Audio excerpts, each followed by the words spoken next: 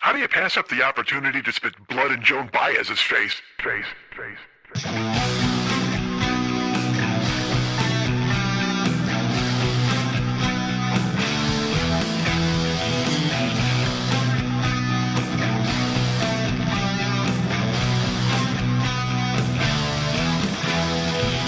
I've read Mark Twain. I've read Huckleberry Finn. I think I earned the right to go on the internet and see a guy get a chainsaw in the face. Dude, my dad was drunk and my mom was dealing with it. Guess what? I got raised by Cookie Monster. My cock looks like it's been in a hockey fight. Time my stupidity. It's at the speed of goddamn light. I got a run full of blocks. Hey, what's happening, Mike Schmidt, 40-Year-Old Boy Podcast. I will tell you right now, in the beginning, I don't want to go ahead and, I don't know, because I don't know what I'm naming this show yet. So I don't want to bamboozle you with a name that misleads you in some way. I will tell you, it is the 4th of July. Hi. We're recording this Thursday morning. Should we have recorded it Wednesday night? Probably. But, you know, it's the holidays, man. No, it isn't. Fuck that. I'm just a guy who's doing things on Thursdays now. But not now. I'm double switching back to next week. You don't fucking care. Nobody wants to hear a pile of promises. But I will tell you this, because it is a holiday, and today is Thursday, and I'm supposedly going to a cookout today. I still haven't heard anything from my family. I will tell you this. I'll share this with you. It's a weird thing. Like, I have brothers, but I don't talk to them very often, or at least I didn't talk to them very often. I certainly didn't talk to them. I didn't talk to my older brother, Lenny, for like 12 years. I haven't talked to my brother, Scott. I talked to him like once a year, maybe. On his birthday, I'll send him a text or whatever the fuck. It's just, we were all hunkered down in such a fucking war zone of a childhood, I guess is what you'd call it. I've described that on previous shows, certainly. And I wonder if that's led to us all just kind of splitting off and going completely different areas. Or, let me go ahead and throw this at you, maybe it's just led to me doing that, where I just run away and I don't involve myself. I don't know. I can't figure it out.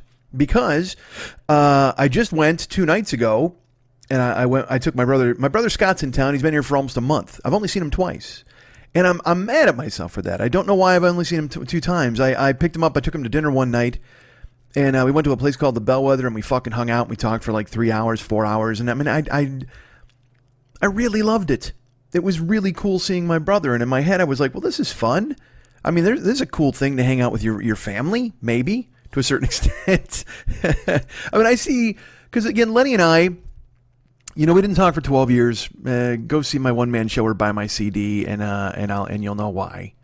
But then eventually, he reached out and everything was fine and we fixed it. But at the same time, man, there's a lot of fucking stuff there. There's a lot of baggage, a lot of shit that ran under a goddamn bridge that the two of us then destroyed. So as we are still friends, and I do see him, he's built an entire life on his own that I'm not a part of, and vice versa. But the difference is he's got kids to dive into, he's got friends, he's got his comedy career, he's got all that different stuff, and I double shifted backwards, and I don't have kids and things like that to concentrate on. So when he comes to town, I'll do this thing and where I'm like, hey man, while you're here, let's hang out, or let's watch a game, or let's just fucking, it would be cool to just, like you said, get together or whatever. And he's like, yeah, no problem. And then he's in town for 4 days and I don't hear from him. Then he's like, hey, and I give him a lift to the airport or whatever. I drive him to Long Beach. So usually the times I see Lenny are when I'm picking him up or I'm dropping him off. We don't, we're not sharing egg salad. You know what I mean? We're not fucking hanging out and have a good time. And that's just the way life is. And I get it.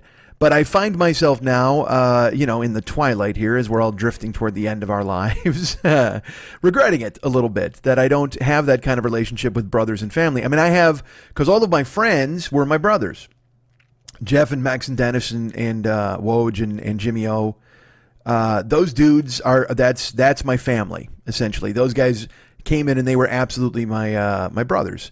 Ock and Big Guy and all those guys. But everybody's spread out.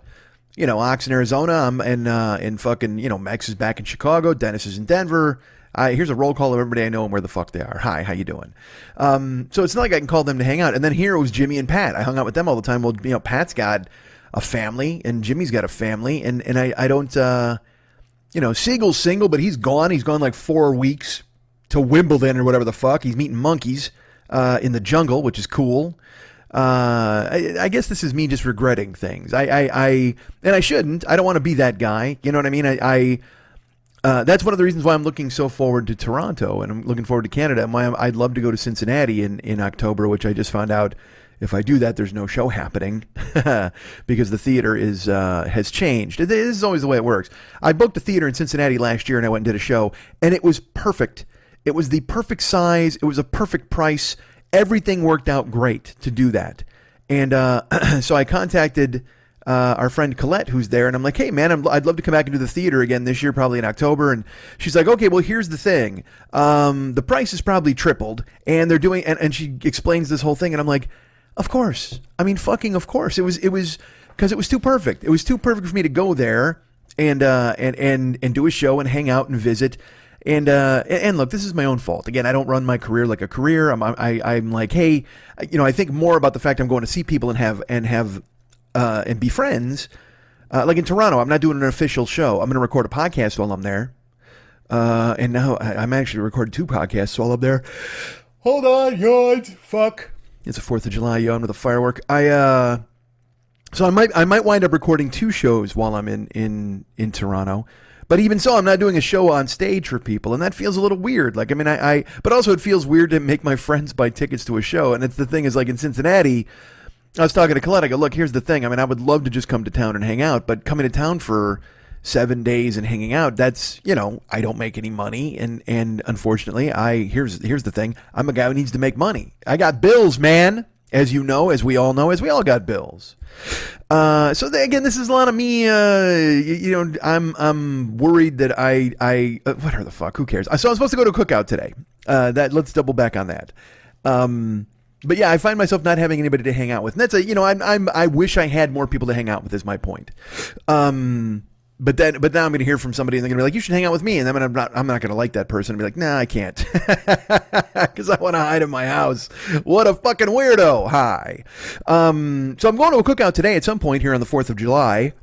I've waited until this morning to record the show because reasons. I don't know, because apparently I've done that thing now. But who cares? We're here now. Thursday, I'm recording, yay, and this will come out. But the point I was trying to explain to you, and I was going to leave you guys with, or at least let you know right up front, because I do have this thing that I have to go to this afternoon and all this stuff. We're going to go, and I'm going to do a Twitch throwback episode. I've been threatening to do it for a few weeks now, and it's not even a threat really. But I mean, and you're going to make fun of me.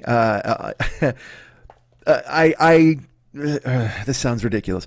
I'm doing it. I wasn't going to do it. I was going to do it. I've had other people say, you should never do that. And my brain works in a way where I'm like, yeah, you're probably right. But then also there's, I don't mind using my back catalog. I've been trying to figure out a way to do this in the right way. And when Twitch people join up and they're like, fuck, I didn't even know you did a podcast. It makes me go, well, fuck, now I want to go ahead and throw an old episode of the podcast in so they can hear it. Now, look, is it available at YouTube? It is, but a lot of people are subscribing to the show now through iTunes, and this will be a way to get them to listen to an older episode, and then they can double back and find the stuff on YouTube. I know it's my marketing campaign idea. I know there are people who don't think it's a fucking good idea and all that, but also it's a holiday week. You know what I mean? It's 4th of July week, so let's all just go watch some fucking fireworks and have some streamers or whatever the fuck happens.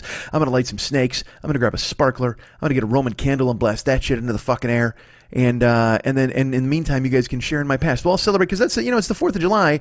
We're celebrating when America's birthday. We're celebrating when America became a place. Because right now, as a matter of fact, in D.C., they're doing a parade. I don't know if you're aware of that. They're going to have, I don't know what time it starts, but I know that they're going to have tanks rolling through the streets of D.C. And I'll tell you what, I grew up in a world where we were always told that tanks rolling through the streets of the nation's capital was a bad thing. It would always happen in some fucking banana republic. Some junta had shown up. Anwar Sadat takes 4 in the face, and everything has changed because they're having a military parade with flybys and shit like that. We were told growing up that's a bad thing, but guess what?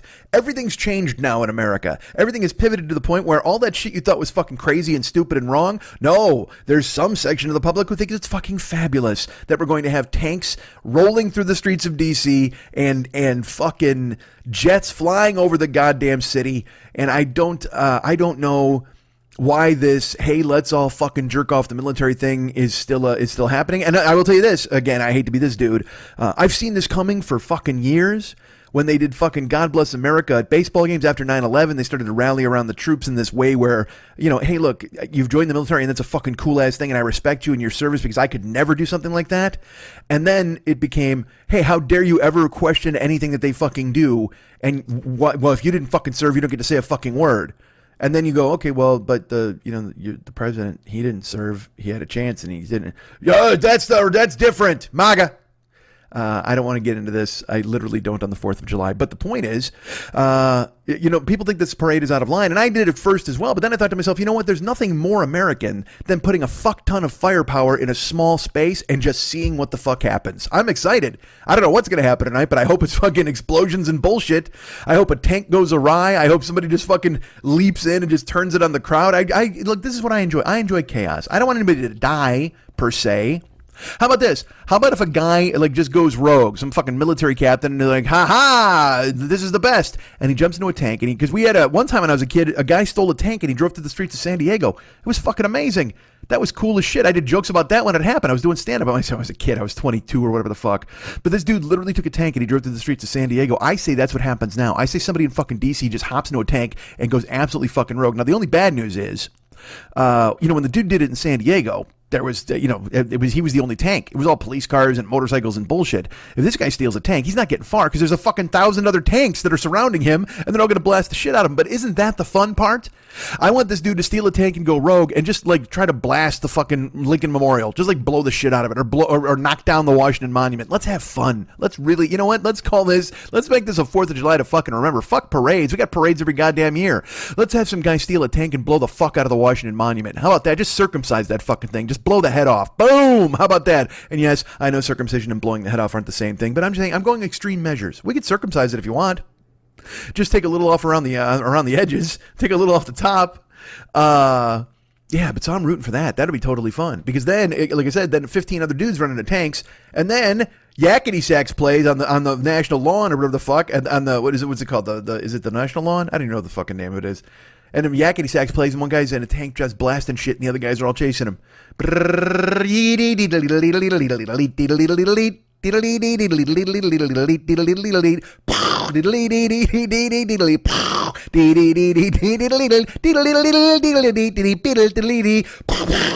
would fucking love that. A tank chase sent to Yakety Sax. That's, you know what? That's this fucking country in a nutshell right now. A fucking tank chase through the streets of the Capitol set to Yakety Sax. That's everything you need to know about fucking America in 2019. Holy shit, would that be? Hold on. I'm having an earthquake. This is fucking weird. Okay.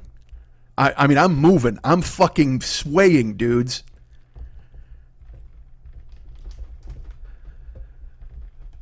It's not stopping.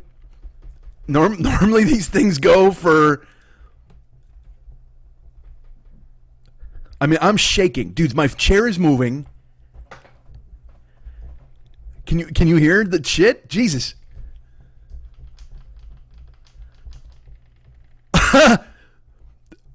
This is... Okay. All right. Sorry. It's still waving. It's still rolling a little bit. Whoa, dudes. Can you hear my neighbors outside? Holy fuck, was that weird. Dudes, that lasted like 45 seconds. Was that a minute? I don't even know how fucking long that was. It's never that fucking long. And we were moving. I mean, I was swaying back and forth. The fucking tables were going. My monitors were... Dudes. Oh, fuck, dudes. The bad thing about that, holy shit.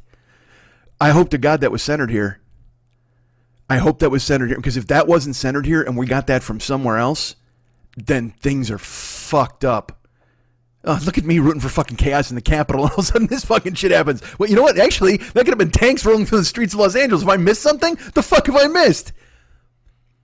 All right. My neighbors are outside. They're looking at the pool. I think they're because the water's coming out of the pool. I'm gonna go. All right, I gotta go see just to make sure that everything hasn't gone to hell. All right. Weird. I'll be back.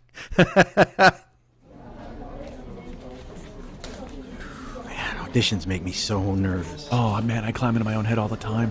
What are you here for? Shit brigade.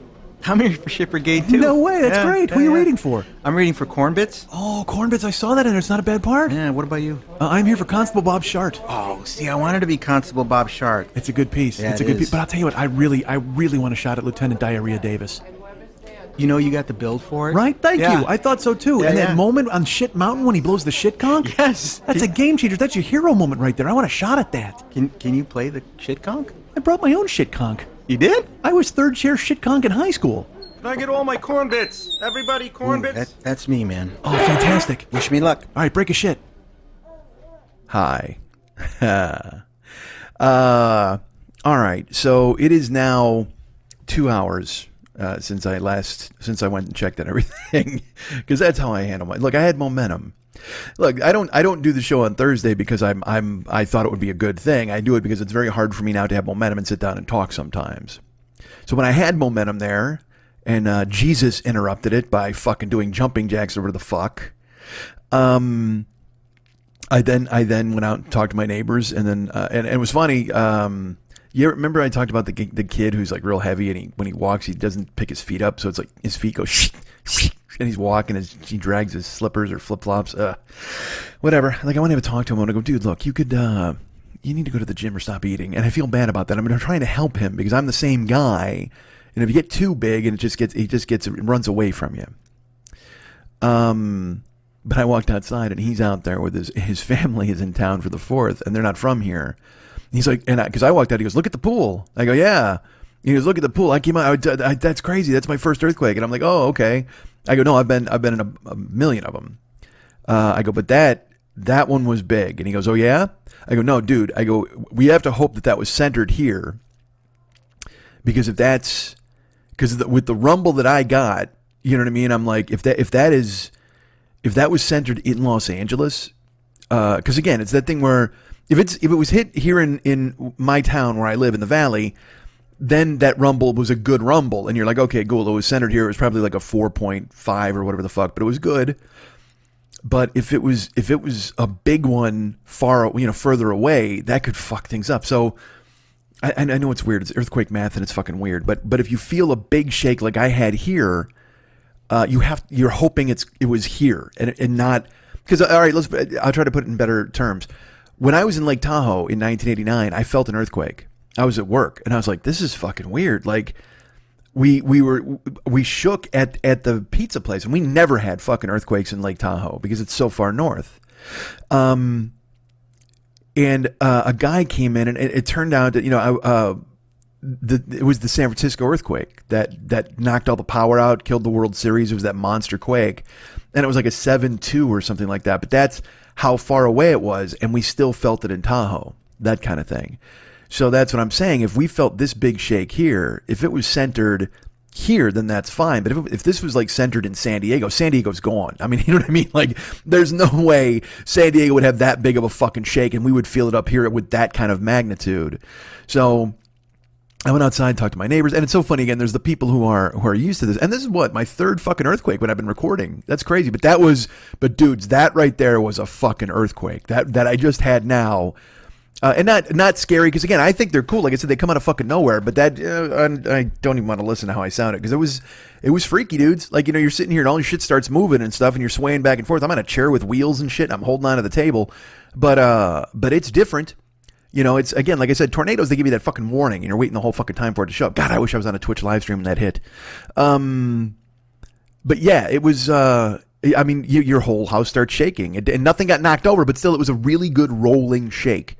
Which you again, if it was from far away, somebody's in trouble. Like if that was centered in Santa Monica, there could be a tsunami. And again, you don't need me to I'm not fucking Captain Weather. What the fuck? So I went outside, and the new people who've never had them, they're just like, oh my God. They're like, you can see they're like all fucking shaken up, and they're taking photos of the water spilling out of the pool and shit. And then there's the people like my buddy Oscar and me, and we just kind of look at each other, and he looks at me, he looks down. I told you he's from Switzerland, I think. And he just goes, that was a good one. And I'm like, it was a good one. That one was a good one. Then I came back inside, immediately went on Twitter, of course, because that exists. And thankfully it was not tanks rolling through the fucking cities of the streets of Los Angeles. It was an earthquake, and I follow a thing called QuakeBot. I talked about it a couple of weeks ago, where I was like, "There's some town that's had a fucking it gets 15 earthquakes a day of like 1.5s. So you've got to be totally and those don't really register where you're walking and you're shaking or anything. But if you get 10 of them, I got to think you feel that shit, right? So, but this one was a fucking black. Oh, I'm sorry, my neighbors are still outside talking. Well, I mean, it's a cookout, but I mean, it's fucking 3 hours later. You'd think they'd drop it. Or maybe they're talking about cookout stuff. I can't hear what they're saying. Anyway, but they, that was a good fucking shake. So then I Googled it and I looked on Twitter and people, of course, because it's LA earthquake, feel that? Everybody felt that? Who felt that? And they're all talking to one another and they're telling the world that there was an earthquake. And I realized quickly that there was no damage. It didn't look like. But it's all super fast. So I immediately went to QuakeBot to try to find out what they said on Twitter, and they hadn't put up a thing yet. And then I looked, and people were still, people are ahead of even QuakeBot, for fuck's sake. And then QuakeBot said it was a fucking 6.6, but it was located 140 miles north of me, and it's centered in a like a fucking desert town, like where there's nothing, Ridgecrest or some shit like that. I think there's a hospital there, so hopefully they're all okay. But dodged a fucking bullet, because if that was centered in because the Northridge quake was like a 7.2. That was the one that I was in that threw me out of bed. That one was fucking insane. The Whittier quake was also really bad. I was in both of those, and those were crazy. Like where you could, you were like one of those things where you were trying to stand up and you were worried if you could. You know what I mean? Like when I got thrown out of bed, I landed on the ground. I just wake up on the ground and I'm fucking I try to stand up and then I kind of topple over onto the bed. It was like there was no way to get your footing. It feels like your head's all jumbled because the whole fucking world is moving and you don't know why, especially when you're just thrown out of a dead sleep.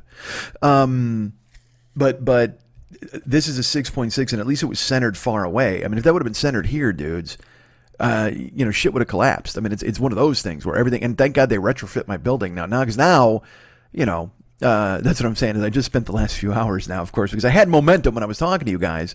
But now, I went and I just fucking start reading about earthquakes, start reading about this. And it turns out that they're like, this area, I guess last year had a couple of quakes around 5.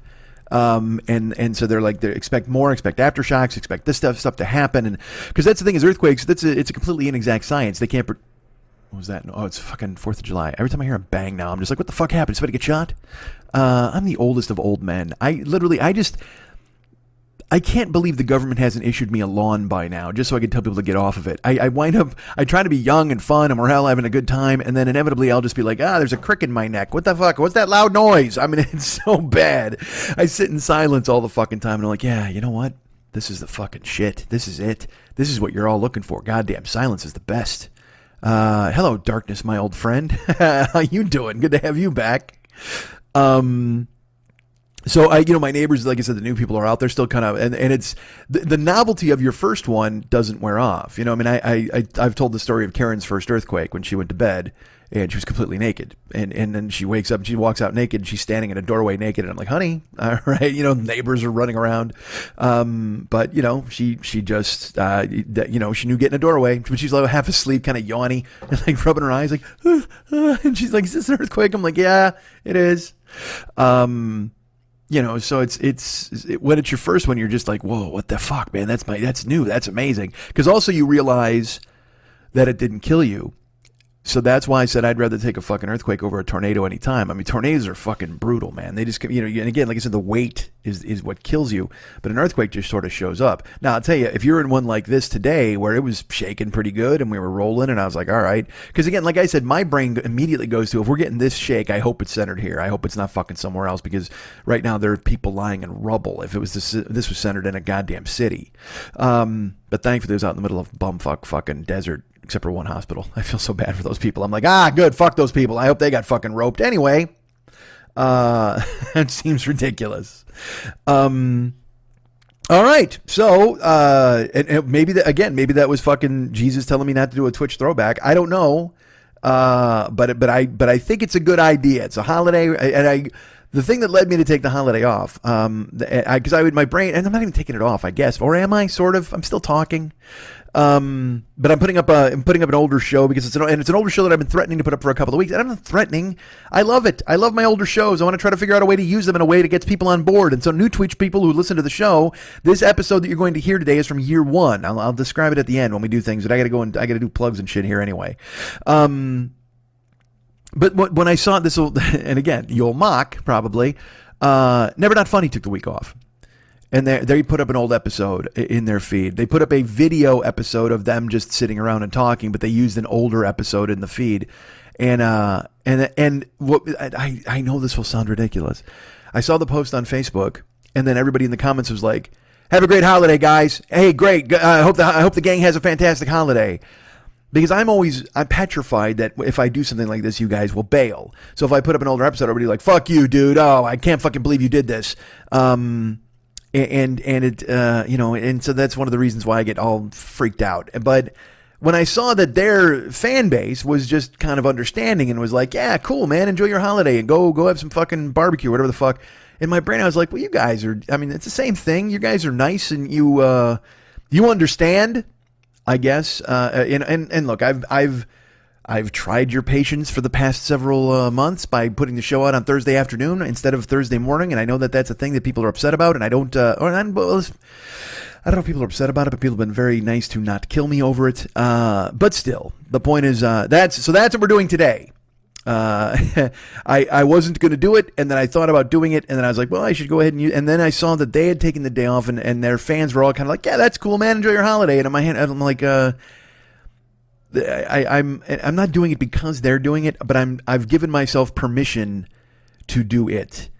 And even though by the time I'm done talking and doing the fucking plugs, I will have done a 45-minute show anyway. So what the fuck? Why don't I just ring this up as a goddamn episode and not put the old one on here anyway? What the fuck is wrong with me? See? You know what? I thought I was going to fucking shine it, and then the earthquake showed up and it gave us 15 minutes of shit to talk about. Look at us. Look at us indulging and you know what? Jesus, he fucking saved this show. I say all the time, like, I don't know what this guy's thinking half the time, but instead now, sure enough, he comes along, he's bowling with the Angels, or what the fuck I heard, isn't that what it is? No, that's Thunder. If Thunder is bowling with the Angels, and I said jumping jacks, that makes sense. Yeah, Jesus is doing a fucking, what other sport, maybe he's pole vaulting. Yeah, that's what it is. He runs, and then that's what causes the quake, and then he jumps in the air, and boom, and he lands on the fucking porta pit. That's the last final shake. I don't know what Jesus... Is Jesus having Olympics? Is he doing that sort of thing? You know, it's the 4th of July. It's America's birthday, and Jesus is Olympiad. He's up there now with fucking Gabriel, and possibly the devil even shows up, fields a team, doing like a 100-yard relay race. Potato sack race. Maybe it's a picnic. Maybe God's having a 4th of July picnic. That could be it. And that was the potato sack race. That's what the fucking the shake was. God, they get a three-legged race with fucking God and Jesus. They got their legs in a fucking sack. They're hopping around, and Mary Magdalene is there waiting to fucking towel off his head. And God's dating some woman named Cheryl who Jesus doesn't like because that's not his real mom. But who cares, man? He brings her to the fucking picnics, and Jesus is kind to her. He tries to be nice to everybody. But fucking Cheryl, she fucking eats all the deviled eggs and she shit at everybody in heaven. Everybody's like, why the fuck is Cheryl here? And God just like, hey, I heard that. I fucking hear everything. Are you forget who I am, motherfuckers? God is furious that you don't like Cheryl. And Cheryl, and the thing is, I'm with God on this, man. You get older and you think to yourself, well, I got to find somebody, man. Mary's gone and whatever the fuck. And you just want to enjoy your twilight years. So you find Cheryl, who shows up in a fucking halter top and fucking Daisy Dukes and just her perfect toes. Oh my God. See, that's the thing. Cheryl's got that fucking manicure, that French manicure on her toes. Dude, is there anything sexier than French manicure on your toes? And then she's got the fucking acrylics on her hands, and she just takes such good care of herself, and fucking God finds himself staring at Cheryl's stomach, and everybody's trying to talk to him about the fucking crisis in the Middle East, and he's like, hold on a second, guys. Have you seen what Cheryl is wearing? And they're like, yes, we saw what Cheryl is wearing. First of all, it's inappropriate for her to be at this meeting. Second of all, that's inappropriate dress for a meeting like this. But none of us can look askance at her because you'll fucking know it because you're God and you know everything there is to fucking know. You think Jesus didn't warn us not to look at Cheryl's ass when you're in fucking town, man? Because even if you're not in town, you can fucking pick it up. You got that fucking spider sense. You'll be like, God damn it, quit looking at Cheryl's ass. And Cheryl's like that kind of hot that's like oblivious hot. You know what I mean? Where like she knows, all right, she knows when she puts on a pair of too tight shorts and a fucking a t-shirt that's just with no bra. And she's just like, but she's just enjoying herself. She's free and easy. And she's like, hey, look, I like my new man. And you guys can deal with it or you can't deal with it. Cheryl's just fucking along for the ride. And she'll be there as long as God accepts her. But she also knows that if she wanted to, she could toss him over for any fucking Peter, John, or Paul who's hanging around in the fucking background because they're all just fucking lusting after her, texting her, sending her fucking notes. And God's doing his best to keep it together because he's like, man, I'm God. I got a ton of shit to offer this Cheryl. But for some reason, Cheryl then doesn't text back like 9 hours later. And you're like, what the fuck, Cheryl? Where were you? And she's just like, oh, no, whatever. Nobody had their phones out. And God's like, nobody had their fucking phones out because nobody else lives 2,000 miles away from their fucking boyfriend. Why wouldn't you fucking text him when he fucking texted you the first time? And also Cheryl forgets that God knows exactly what was going on because he fucking sees everything. He's like Santa Claus. That motherfucker, he sees you when you're sleeping. He knows when you're awake. He knows if you've been bad or good. And he knows when you're fucking having drinks with Eric at the fucking bar when you told him you were at home, motherfucker. What the fuck, Cheryl? Hi. We need another earthquake to cut the fucking weed out of this, man. Gotta take the edge off this show. All right. Hey, how you doing, God and Cheryl and Jesus? So, hey, we're going to put up an older episode is what we're going to do. We're going to go ahead and bring you a Twitch throwback, I was calling it, because all the new Twitch people can go ahead and tune in and find out about the old shows. I'll tell you what it's going to be in a few. Oh, fuck, dudes, I saw Spider-Man. Let's go ahead and talk about that real fast. How good is Spider-Man? It's just, and look.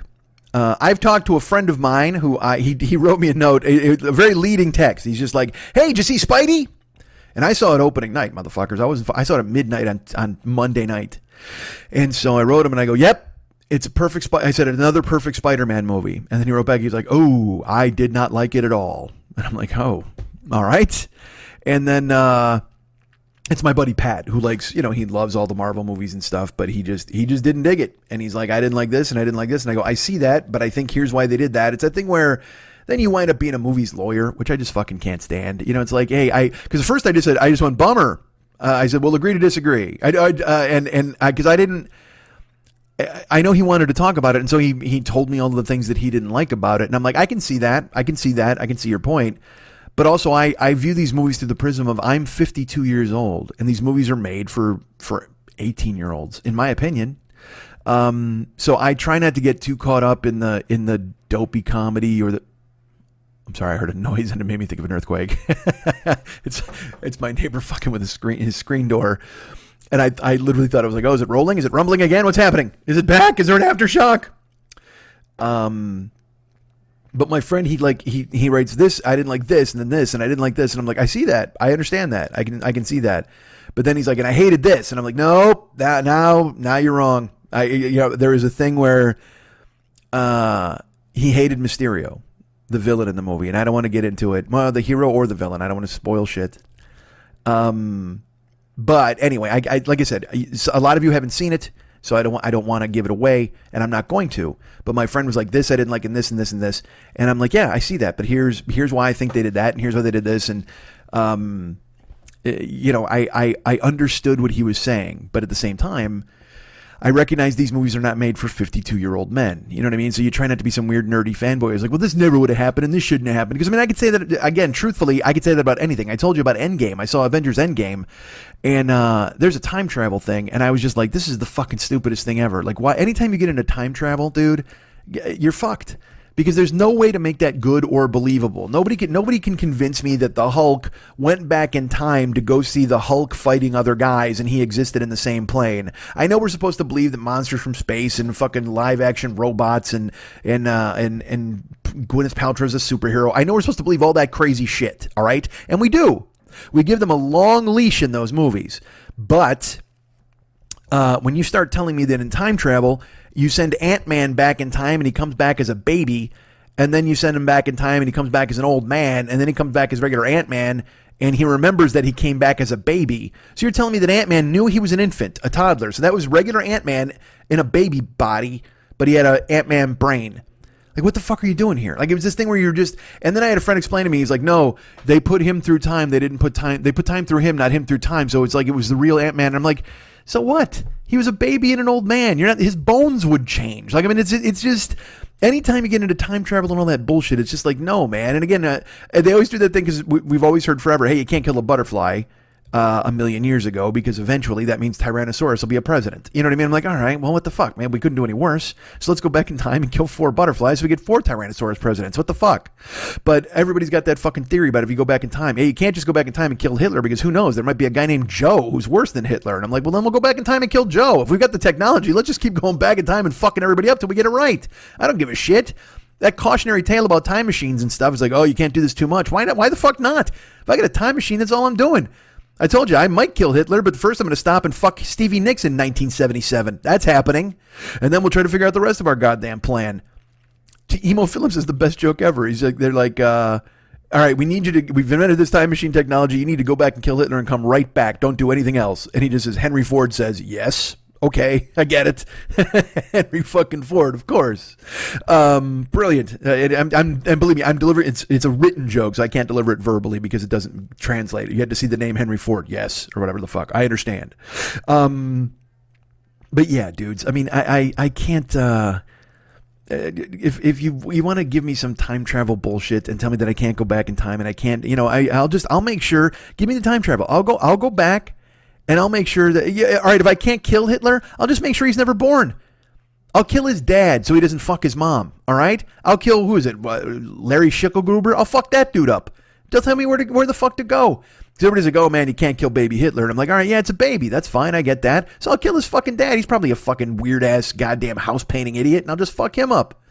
Or, you know what, even better, I'll just get him a vasectomy.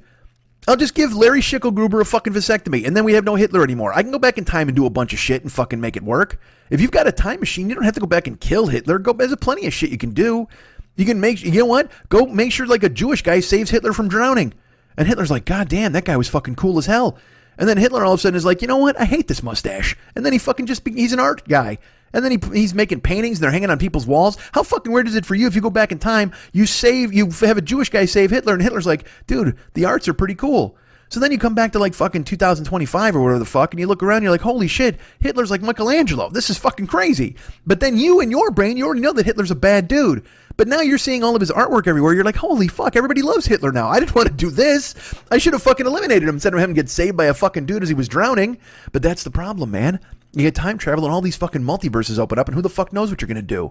Next thing you know, the Hulk's eating 75 pancakes and wearing a fucking Tommy Bahama shirt. What the fuck? What did you do, man? Oh, wait, and Thor's fat. Give me, you know what? If I got a time machine and I got fat Thor, I'm going back in time to skinny Thor and going, don't get fat, you fuck. This is what you look like in 5 years. And he'd be like, holy shit. And he'd put down the ding-dongs and throw away the video game console and do some fucking hi-yahs. Get in fucking shape, Thor, you fuck. So that's what I mean. I give these movies a ton of rope. Because if you want me to believe a bunch of crazy shit, I'll believe a bunch of crazy shit. And so you can't come to me and go, oh yeah, this was lame in the way that, because I mean, look, I could do that with every movie ever made. Any movie you want to put in front of me, I'll go, well, this would have never happened, and here's why. You know, like that. I remember they were running these ads for this movie.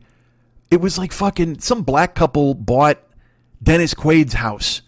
And his wife had died in the house. And then I guess the Dennis Quaid was coming back and like stalking the family or some of that shit. And I only saw the trailer. I didn't watch the fucking movie. I saw 2 different trailers. And in my brain, I'm just like, if you're that black couple or that black family, and the second you get the vibe from Dennis Quaid that he's a fucking weirdo, you're out of there. I know it's a tough time and there's a housing crunch or whatever the fuck. But dude, you're not going to let some fucking intensely staring Dennis Quaid looking motherfucker whose wife died in the house come over and bring you biscuits the next day. Like the second he brought me the biscuits, I go, we're getting the fuck out of here, man. Obviously this house means something to this dude and we're not getting out of here. Either his wife's ghost is in here or he thinks his wife's ghost is in here. Either way, I'm not taking a fucking shower with a goddamn Quaid wife ghost in here. We're getting the fuck out. But so you could do that. I could take every movie ever made and destroy the premise ad nauseum. I would just talk about it all the fucking time. Like fucking, oh, Jesus, hold on. I'm getting things on my computer. Jesus Christ. Hold on, my neighbor's yelling too. What the hell's happening? Good Lord, everybody. See, this is why when I was recording the show late at night, it made more sense. Because nobody's up. There's no fucking sounds. There's all silence. But now, look what happens. I recorded during the day. There's a fucking earthquake. There's neighbors yelling. I gotta get hoo-hoo horns blowing into my goddamn fucking laptop here. You know what I'm going to do? I'm going to invent a time machine and go back and record this show at night. How about that? Let's do that. Let's make that fucking happen. I won't get any fucking hoo-hoo noises or whatever the fuck. Hoo-hoo. Hoo-hoo. All right, everybody. Hi.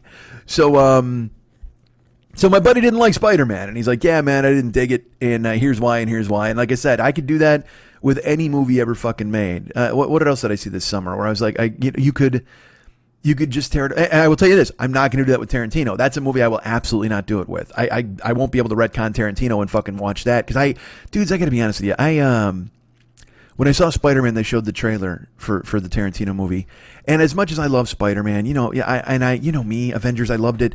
Well, I mean, I had problems with it, certainly, as I just talked about. but the Tarantino movie is it almost brings tears to my eyes how happy I am that that's coming out. I'm so excited to see it. I'm so excited because I love DiCaprio, I love Brad Pitt, I love Margot Robbie, I love fucking Timothy Olyphant, I love Tarantino. I love what he does, and I mean it. That's my Avengers. That's my Endgame. That's my Spider-Man. That's the thing I've been waiting fucking years to see. And Hateful Eight left me cold, certainly. So I'm looking forward to something that's set, and literally left me cold. It was set in winter, in the cabin and all that shit. But to see him tell a story that's like kind of modern day, because that's what I've been waiting for. He told a World War II story. He told a fucking old Western story. Jackie Brown is a fantastic movie. Reservoir Dogs is a fantastic movie because he has an eye for Los Angeles, for California, like Woody Allen has for New York. I mean, when you see in Reservoir Dogs, in Pulp Fiction, dude, in Pulp Fiction, when Bruce Willis parks, because he's trying to go get his watch, and he parks and he walks across this fucking empty lot, and you hear the sounds. That's the sounds of 1:30 in the afternoon in Los Angeles on a weekday. It just is. I can't explain it to you. You're walking and there's noises coming out of apartments. There's like daytime talk shows. There's little kids. There's dogs. There's traffic always in the background humming. And he hops that fence. He walks through, and then the apartment courtyard is so fucking perfect because it's just so California. It's like in the beginning of Pulp Fiction when Travolta and Samuel L. Jackson get in that elevator in the building when they're going to see the fucking to get the briefcase. That's Los Angeles. That old school building with the fucking gate on the elevator, and you go up, it's this old, I mean, it's just brilliance.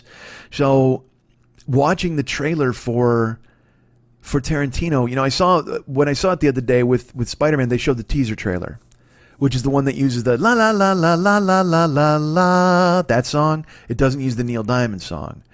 So last night I was at my house and I watched the new, because I'm excited, and you know me, I don't normally watch trailers and all that shit. I'm waiting for the tickets to go on sale, but I watched the long version trailer last night, and there's this part where in the beginning it's setting up who Rick Dalton is and who Pitt is, and there's Kurt Russell talking to Pitt on the set, another Kurt Russell, fucking genius, another guy I love, and then halfway through the trailer it does this turn where Rick Dalton says, it's official, I'm a has-been. And then he goes, now, I live here, and who lives next to me? And it's Sharon Tate lives next door to him. But it does this shift. All of a sudden, the music shifts when he says, I'm a has-been, because they're outside of Musso and Frank's. And then it shifts to DiCaprio in his pool in his backyard, and he's on a chaise lounge at twilight in Los Angeles. And he's got a beer stein, and he's sitting there, and then the music shifts to the Neil Diamond, the traveling whatever the fuck show. I can't remember the name of the song. But the line is hot August night, and it literally is this twilight in California. DiCaprio's floating on the raft in his pool, and that's 8:30 p.m. on a summer night in August. It's still light out, but it's that burning twilight kinda. And then it pans out of the backyard and it goes and it shows the Manson family like walking up a fucking road in the kind of the burning twilight. Like the whole pallor changes in the trailer with the music and the atmosphere, and it's Los Angeles. It's so Los Angeles, and that's his strength to me. I mean, I love him, his clearly his writing, his directing, all of it, but he knows Los Angeles in a way that other filmmakers know. Like I said, Woody Allen knows New York. I mean, they're these filmmakers, or John Ford knew the West. You know what I mean? The Western towns. It's craziness to see, you just feel it. It's palpable. And that's why Jackie Brown, like when he, they do the thing at the fucking Del Amo Mall, and then De Niro and Samuel L. Jackson drive away and they park on a side street. And it just sounds like Los Angeles. It's these shitty side streets that you can get anywhere, and he fucking shoots him and walks away. God, it's just I'm so excited. I'm so excited. I watched the trailer again last night, so I can't tell you how excited I am. But it's I keep checking for tickets when they go on sale, and to the point where when I went to see Spider-Man, I went to the guy at the counter. I go, hey, when did the Tarantino tickets go on sale? He goes, I'm not sure exactly when. Like, they might go on sale an hour, like 2 weeks usually before when the movie comes out. I go, okay, the movie comes out the 26th. So are you saying, I go, it's normally it's the Monday 2 weeks before it comes out. I said, so the 26th is the Thursday, so that's the 19th and the 12th, and then we're looking back, so probably like July, like maybe this Monday, you think they'll go on sale? Well, I can't say for sure, it's usually 2 weeks before, but you got to keep checking the website. And it's like, dude, the whole point of knowing is I want to be awake, because what I'll do is I'll get an email usually from the ArcLight on Monday morning at 8 a.m., and it'll say, hey, tickets on sale for these new features, and I need to be up. I can't... I'm seeing the first show, and also I will tell you this: he's showing it at his theater here in L.A. at the New Beverly. Tarantino owns a theater. I've talked about it here before. Ahmad and I went to see Reservoir Dogs when he was in town. It's midnight movies every Friday and Saturday night, but then there's all these. I can't even think of the fucking word. Basically, they show, old movies. Like he programs it. Tarantino programs it for the month. So like you could go watch the Poseidon Adventure like on a Friday, or this month because of the movie coming out, they've got DiCaprio Mondays. So they had Inception showed the first Monday, and Gilbert Grape is showing next Monday. And they release their schedule on the first of the month. They go, this is what it looks like. Or on the 30th of the previous month or whatever, the last day of the previous month, they released the New Beverly schedule so you can see what's coming out and what the midnight movie is going to be. They showed Pulp Fiction there as the midnight movie in December, I think it was, and fucking Travolta showed up. Or it might have been in March. And Travolta shows up. He posted a picture on Twitter of himself outside doing like the Vincent Vega pose, the dance pose, outside under the marquee that said Pulp Fiction. And then he went in and said hi to everybody and met people and stuff. It's just a fucking, that's the kind of shit that happens in LA, man. It's fucking beautiful. So I told you, I've been there when Tarantino showed up. I saw a screening of Jackie Brown with Tarantino in the room. I mean, and then of course we did the burlesque show for him. So I've met him and been able to tell him, thankfully, how much his stuff means to me.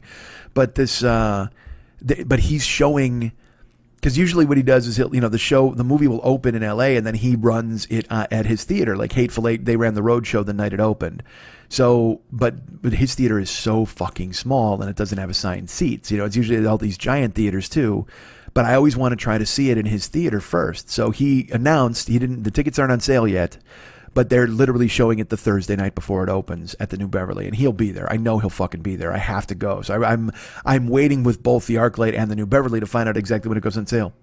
Hold on, there's yelling. Okay, never mind. It's just a fight. There's a rumbling voice quake. Someone's having a voice earthquake here in my goddamn neighborhood. So I'm excited to see Tarantino. I mean, I loved Spider-Man. I did. Like I said, hey, could I tear it apart? Could I nitpick the shit out of it like my friend did? Yeah, I could.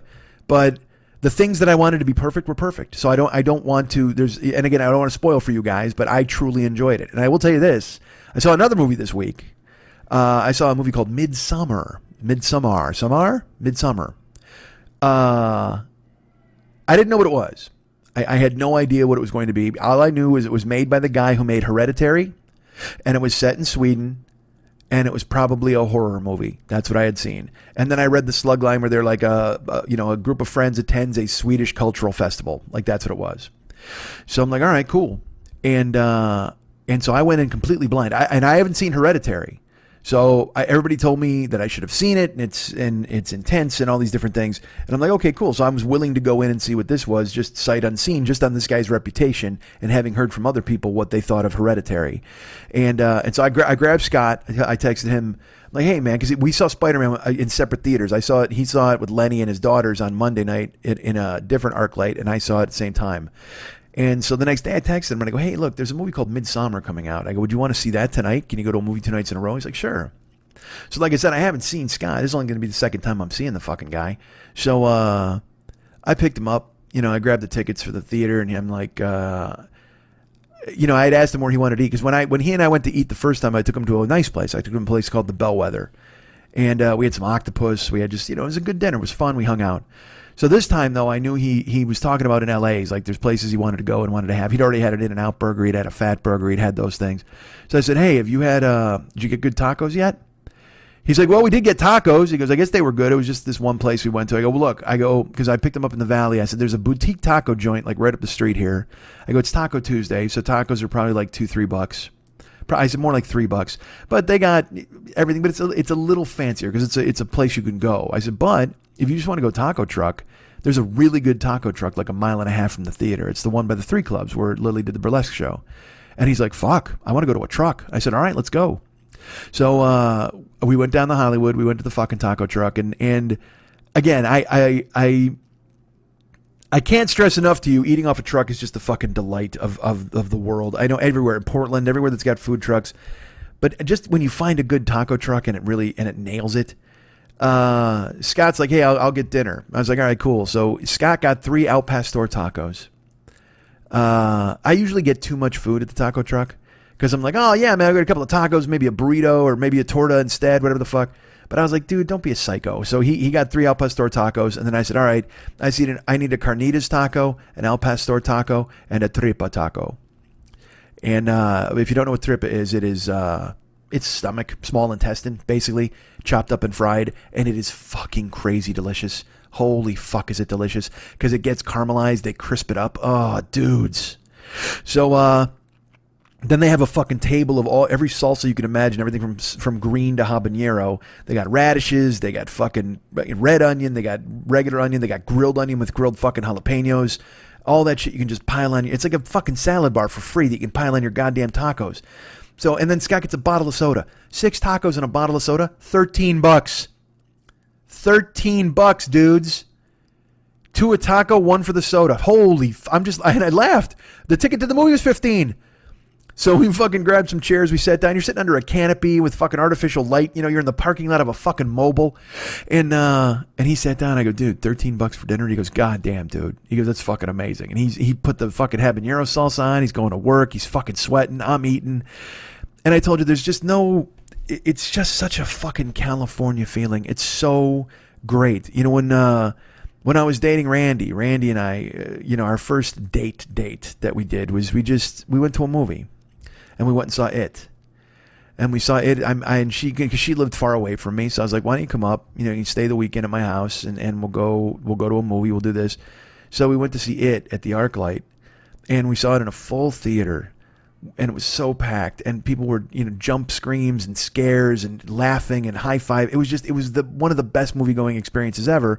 And the whole time she's holding onto my arm, and I got a hand on her thigh, and you get that closeness feeling, but also you shared this common experience with everybody in the fucking room, and you're laughing, and it's just you're scared and you're jumping and you're flinching, but you're laughing, and it's just crazy awesome. It's so great.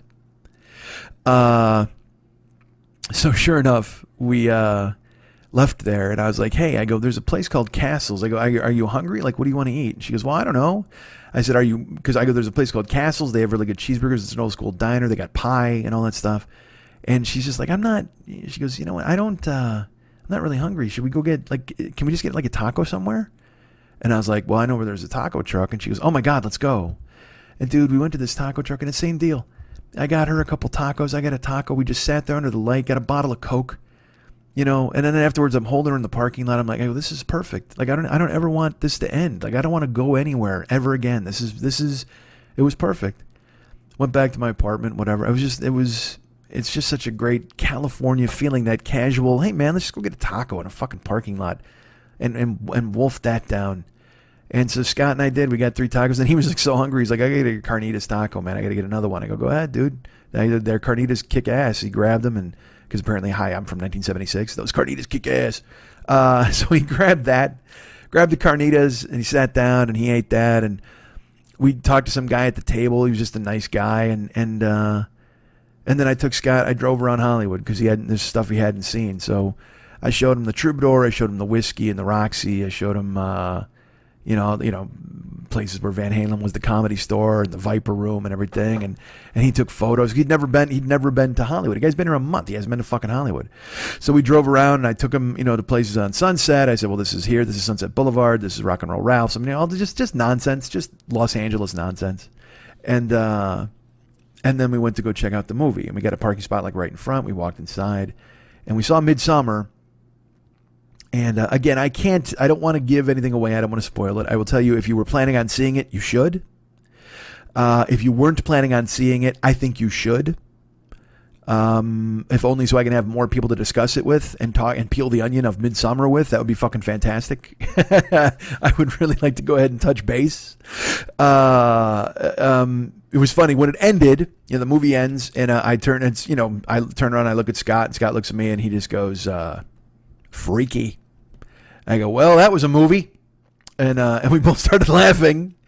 And then we started to peel it, you know what I mean? Because that's also my favorite part is when you start talking. It's like when Randy, after it, we were talking, and we wound up going to the Dodger game the next day. I told this story on the show. I think we went to the Dodgers game the next day, and a kid had a red balloon. And so to this day, now Randy will text me red balloons whenever she sees them anywhere. It's fucking crazy. But Scott and I wound up, and we sat outside, and we talked about the movie, and we peeled it. We talked, we did this and that and the other, and just, it was fun to have a running buddy. You know what I mean? I don't get enough running buddies. I don't get enough people that I can just go do this and do that and fucking hang out. It was great.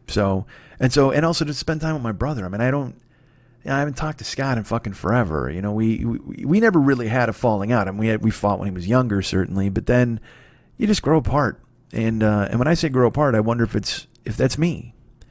If I grew apart and I didn't reach out and I don't talk to these people and I don't find them and I don't, and that's true. I text on a birthday or call on a birthday and it's not enough. My brother Andy, I haven't talked to him in 6 years, 7 years probably now.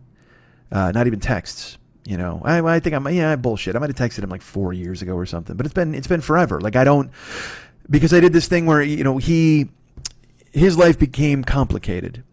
And you try to help them out and you do what you can to help them out of their complicated situation. But when they're not, you can only reach down so many times to help somebody up. But if they don't reach up and take your hand, there's nothing you can fucking do about it. So you're not going to be sitting there constantly with someone's going under for the 5th time, whatever, in the waves, and you're holding out a life preserver and going, dude, here, take this. And they're just like, well, hold on. I think I can do it this way. There might be a starfish who comes by, and I could go ahead and wear it and it's like, I got enough problems. I know that sounds ridiculous. Because I don't have any real fucking problems. I'm not in a cage somewhere, and I get all that. But you try to help until you can't try to help anymore. So I've distanced myself. You know what I mean? And so it was good to spend time with my brother. I don't know. I don't know what I'm getting to at this point, but seeing him was fantastic, but I find myself on an island more often than not these days. And so I'm ashamed that he was here for a month and I only got to see him twice because, it's not, hey, look, because you do that thing where he didn't reach out. Well, yeah, but I didn't either. I reached out 3 times, 2 times we went out. The 3rd time I got him. He was already in the car on the way down to Santa Monica to go to the beach. So, that's fine. But I mean, there were, when I also thought he was here longer. He had told me he was here till the end of July. So when I picked him up for the movie the other day, I'm like, hey, I go, we had talked about all these places you wanted to go and stuff you wanted to eat and try. I go, when do you leave? He goes, well, I leave Friday morning. I'm like, dude, what the fuck? I go, I thought we were staying through July. He goes, well, I thought I was, but then it changed and I got to get home and I got to do some stuff. And I just, the lost opportunity of having him in my town for a fucking month and only getting to see him 3 times is, it's just fucking terrible. And now I'm mad. I'm just mad. I could have reached out at any time. I could have finished Twitch streaming and grabbed a phone and said, hey, let's go eat. Let's do this. Let's hang out. That's why I loved it so much when Ahmad was in town last year for Christmas. He was here for 2 fucking weeks. And we watched wrestling. We fucking joked around. We went and got food. We hung out. We went to movies. It's so important to have somebody. And it doesn't have to be somebody you're fucking. And it doesn't have to be, it's just, if you find people, reach out. And it's easier for me to say than do. I wind up in my apartment. I wind up surrounded by nothing and silence. And I will admit to you, I love it. I was going to record this show yesterday, which was Wednesday. I was like, all right. And I told myself in the morning, I'm like, you're going to get this fucking done because you got to go to a cookout on Thursday. You can't fucking jeopardize that. You got to do this. You got to do that. And then finally, last night I was sitting there and I was telling myself things. I'm talking out loud. I'm like giving myself like a weird pep talk. Like, you got to do this and here's why, but then there's this and this, and then I just went, all right. And then I fell to sleep And then I woke up today and I'm like, all right, you got to fucking record this, dude. And I started recording it, whatever it was, 10:15, and then an earthquake hit, basically telling me, yeah, you should have done this fucking Wednesday, you dope. So and then of course I spent the last 3 hours or whatever the fuck online getting all the reports. It's a 6.4 officially. QuakeBot said 6.6, but it's a 6.4. I'm glad Scott was here for it. I haven't talked to him yet. Like I said, I'm supposed to go to a cookout at his place, and I got to text him when I get out of here. But it's another thing too, where like they haven't texted me to tell me what time, if there is a cookout or what time yet. And so I get this thing, and again, I'm sure you all do it. We all do this. He told me 5 days ago about the cookout. Yeah, we're going to cook out on 4th of July. I said, great, I'm in. Tell me what you need me to bring. I can bring buns. I can make a salad or whatever the fuck. And I've heard nothing about it since. I talked to Scott on Tuesday when we went to the movie. I go, hey, is this thing still happening on the 4th? He goes, yeah, Lenny's got a show Wednesday night, and then we're going to cook out on Thursday. I said, okay. I said, well, I haven't heard back about if I'm supposed to bring anything or whatever. He goes, I go, what time is it? He goes, it's weird. They get started late here. He goes, I'm used to being up at like 6 or 7 in the morning. He goes, they're not up till like 10 or 11.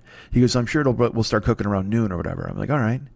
So now as I'm recording this, right now it's 4. And maybe they're texting me. I'm not checking the phone because I'm talking, but I don't know. I keep thinking, like, if they wanted me there, they would text me. Isn't it? And look, we all have this inside of us. We all have this person who lives inside of us. Well, if you wanted me there, you'd text me the time and tell me what time to be there. The very fact that I have to ask for a third time, what time is this happening? Do you need me to bring anything? Makes me think that I know this is wrong, but it makes me go, well, they don't want you there. And I know that's incorrect. They want me there. It's just they're not as efficient as they should be, or they just assume that I'll just come by, or I don't know. And it's that weird thing where you're like, well, I don't want to fucking invite myself over. I mean, if you guys are doing your thing, I don't want to be that guy. And then, but that's what happens. You do that, and then a month goes by, and your brother's going home. Unless you fucking reach out, unless you make yourself known, unless you go ahead and check, you're going to wind up on the short end. Because that's with Scott. I'm like, well, Scott's not texting me. Maybe he's busy. Maybe he's got stuff going on. Because he's applying for jobs. He wants to move out here. He's doing all sorts. So I'm like, maybe he's busy. I'll stay out of his hair. And then sure enough, I find him. I talk to him, and he's like, yeah, man, I'm doing nothing. I'm literally sitting in the apartment with the girls, and I'm making sure that they're okay. I'm literally doing nothing. And I'm like, well, why don't you fucking text me, dude? And he's like, well, I don't know. I didn't hear from you. And I'm like, motherfucker. I didn't hear from you. You didn't hear from me. And now you're going home. It's fucking dumb. We're all just counting minutes till we die. Reach out. And I know this is for me, not for you. But I blew a whole month with my brother in town that I could have seen and hung out with. Literally. I find myself craving friendship or craving companionship. And I mean, he was here and I didn't reach out. And now he's going home. But the funny thing is, I see that lesson reflected in my face with what I've heard from him on Tuesday.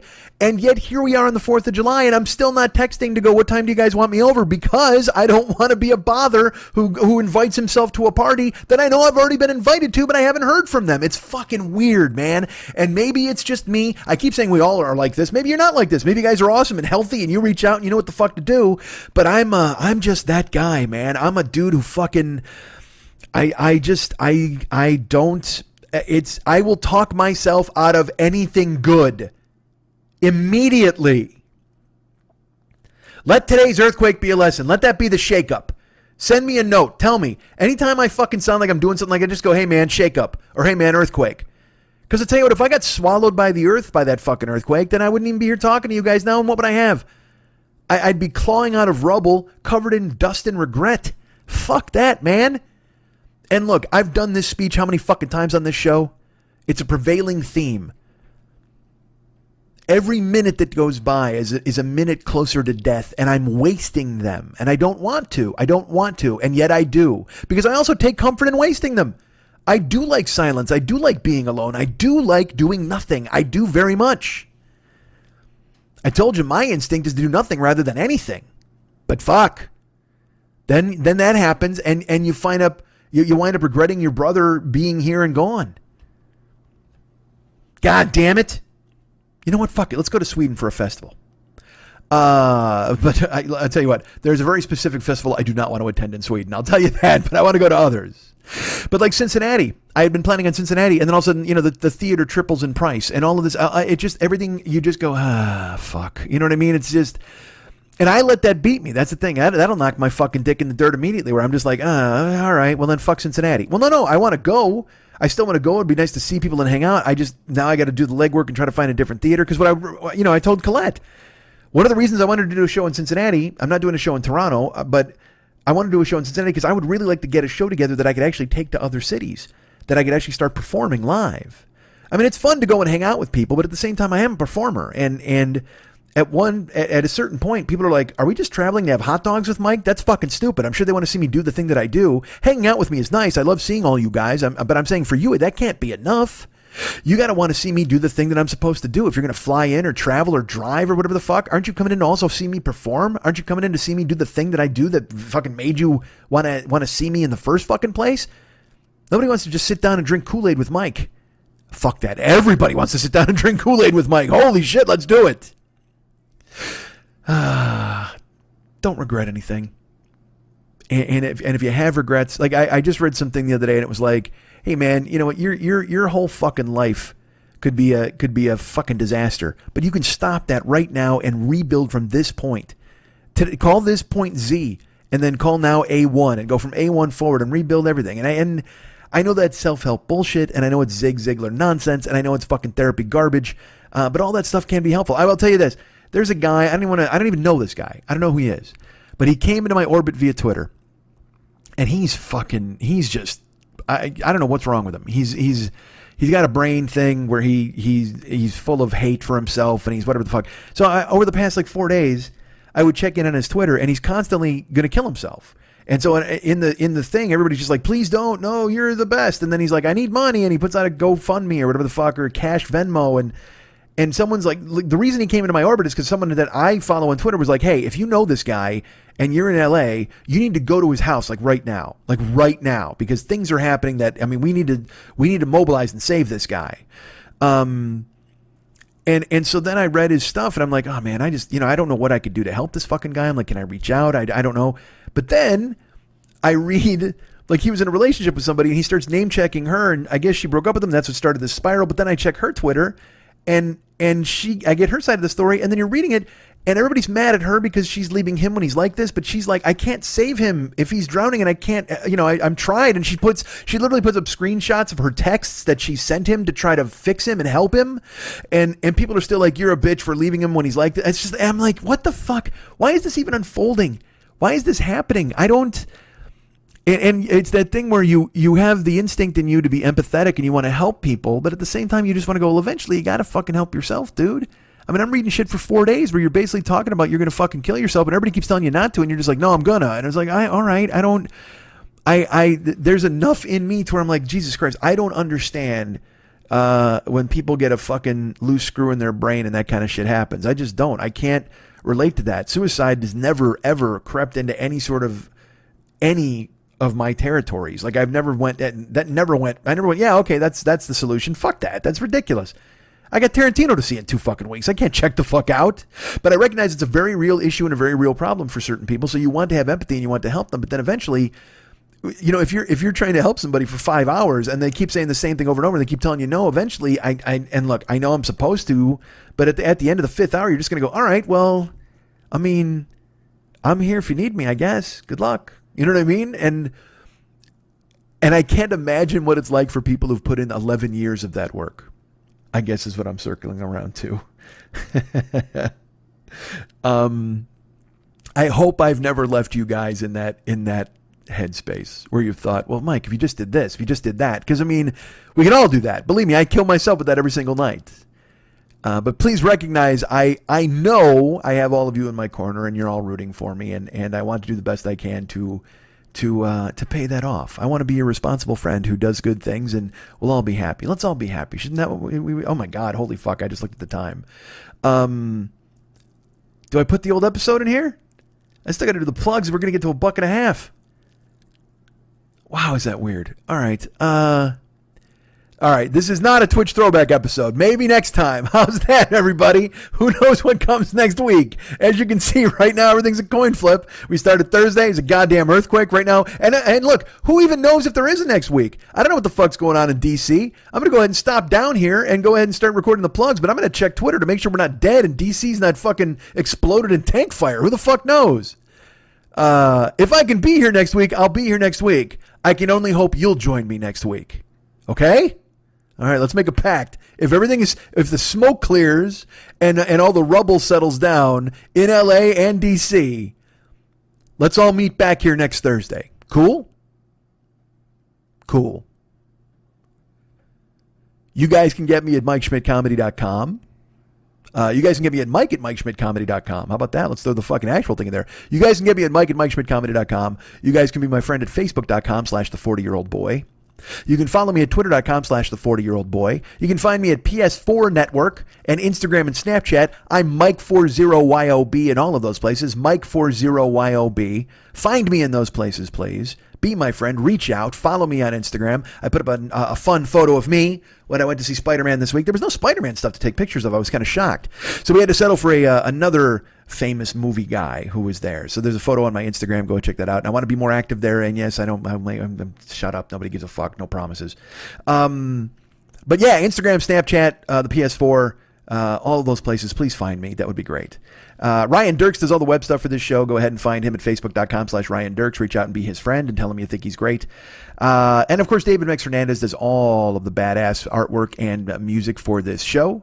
You can find him at Facebook.com/David Mex Hernandez and be his friend on there, because then you can peruse all of his photos and all of his folders that he has, all sorts of the artwork that he's done for this show, etc.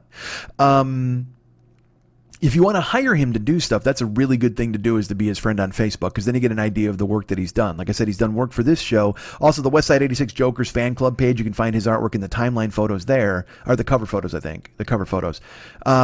He's just done fucking amazing work for us for the past 10 years. He's the greatest, and you definitely want to get on board with him. Go to Facebook.com/David Mex Hernandez. He also has a closed Facebook group called This Is Dumb, That's Dumb, I'm Dumb, You're Dumb.